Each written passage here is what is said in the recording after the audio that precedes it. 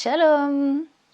Bienvenue dans la série Torah et expériences sensorielles.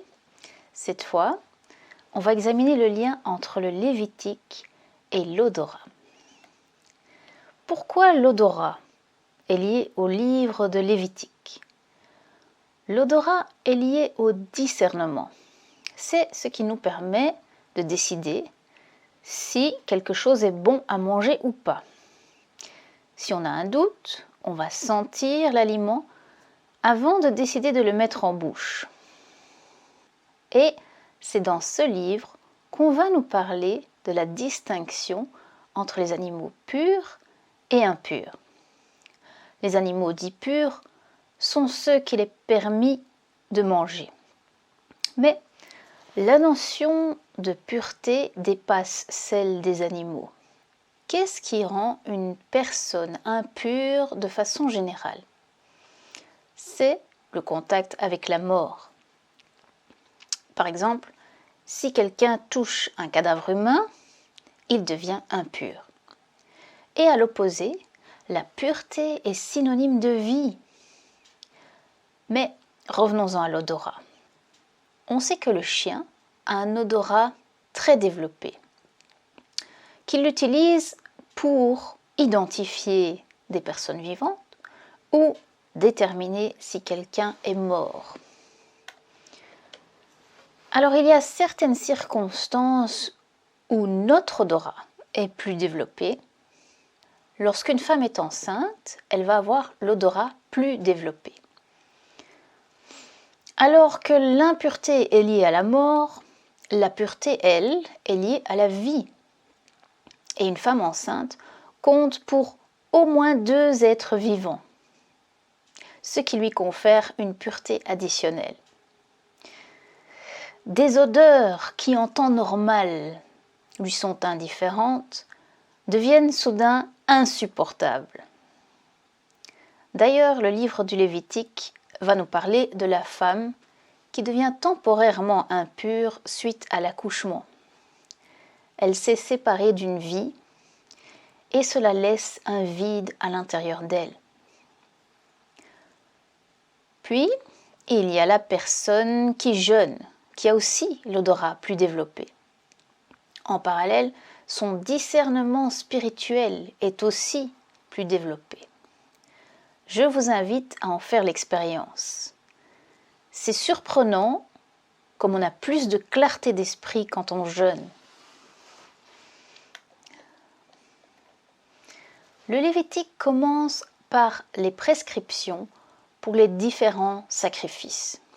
Mais avant d'offrir un sacrifice, il faut d'abord discerner qu'on a besoin d'un sacrifice et savoir quel genre de sacrifice offrir. On va s'intéresser maintenant au parfum. On peut penser au parfum comme un produit de luxe dont on pourrait se passer. Mais dans Lévitique chapitre 16, verset 13, on comprend que le parfum, ici Kétoret, le parfum sauve la vie du Kohen Hagadol lorsqu'il entre dans le lieu très saint.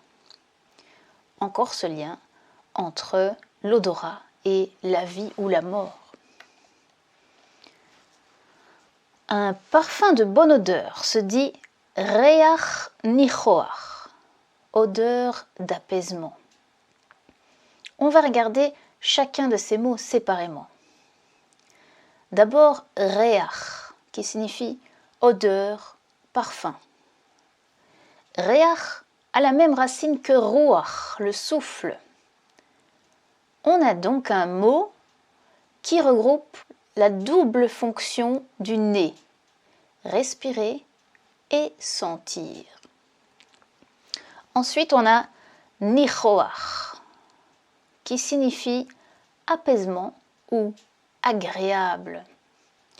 Nichoach vient de la racine nachach, embaumer, exhaler un parfum.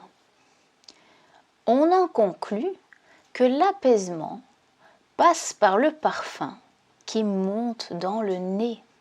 Le mot pour nez, c'est af. Et ce mot signifie à la fois nez et colère. D'ailleurs, il existe un verbe en hébreu qui signifie souffler de colère. On voit donc la relation entre le souffle et la colère.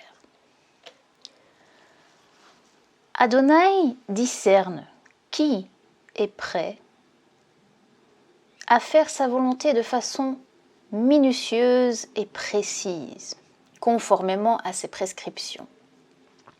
Ces sacrifices seront qualifiés d'odeurs agréables, reach nichoach, et apaiseront la narine d'Adonai. Sinon, ils irriteront la narine d'Adonai. En effet, le service des Kohanim ne laisse pas de place à l'improvisation ou à la touche personnelle. Tout écart peut être fatal, comme on le voit avec Nadav et Avihu, deux des fils d'Aaron. Adon Yeshua nous explique ce qui rend un homme impur. Dans Marc chapitre 7, versets 21 à 23, ce qui sort de l'homme et qui commence par une mauvaise pensée, c'est donc notre comportement qui peut nous rendre impurs, les actes et les paroles. Le parfum de notre comportement peut soit irriter, soit apaiser le nez d'Adonai. Mais il n'y a pas que le Kohen Agadol qui offre du parfum. Dans l'Apocalypse, on lit que le parfum, c'est la prière des saints. Et même dans la prière, c'est notre comportement qui fait la différence, qui va donner soit une bonne odeur, soit une mauvaise odeur à cette prière. Comme l'enseigne Yeshua avec l'homme qui prie en étant satisfait de lui-même et en méprisant l'autre, face à l'homme qui ne se sent pas digne d'apparaître devant Elohim et qui lui demande d'avoir pitié de lui. La femme qui a parfumé Yeshua a aussi offert du parfum et elle a été accueillie favorablement par Yeshua.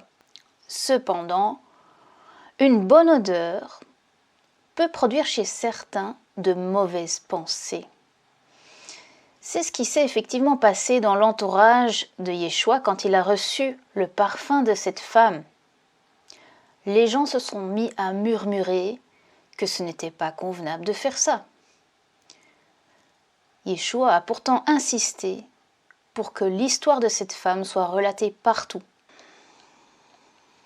On va terminer par un verset très parlant sur la relation entre le parfum et la vie. C'est 2 Corinthiens, chapitre 2, verset 14. Elohim répand par nous, en tout lieu, l'odeur de sa connaissance. Nous sommes en effet pour Elohim la bonne odeur du Mashiach, parmi ceux qui sont sauvés et parmi ceux qui périssent. Aux uns, une odeur de mort donnant la mort, aux autres, une odeur de vie donnant la vie.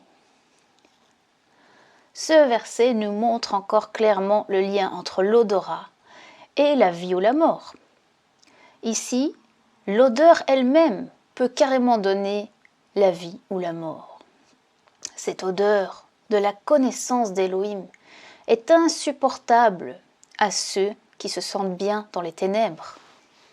En conclusion, le livre du Lévitique nous apprend comment apporter des sacrifices d'odeur agréables à l'Éternel.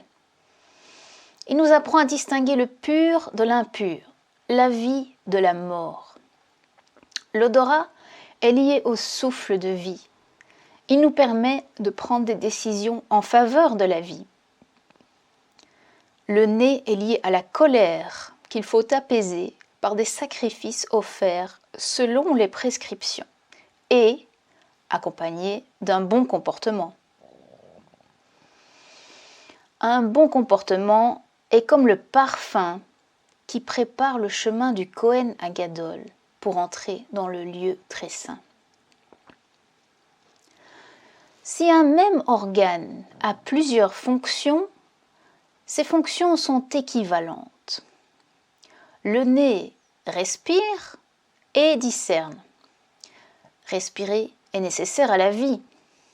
Et sentir permet de discerner et de décider en faveur de la vie. C'est bien là le but du livre du Lévitique, nous permettre de discerner pour pouvoir choisir la vie. Je vous dis à bientôt pour la suite. Shalom.